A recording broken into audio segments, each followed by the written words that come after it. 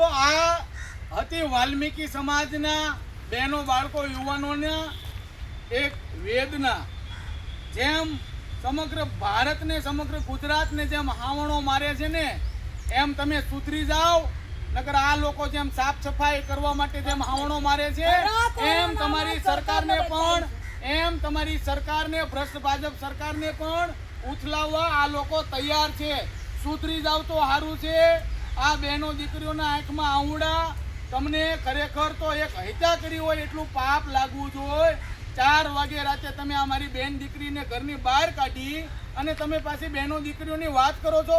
ભ્રષ્ટ ભાજપના આગેવાનોને અમે ચેતવણી આપી છે કે આ લોકો માત્ર તમે એને હાવણાવાળા ન સમજો, આ લોકો સાફ સફાઈ વાળા એને ન સમજો.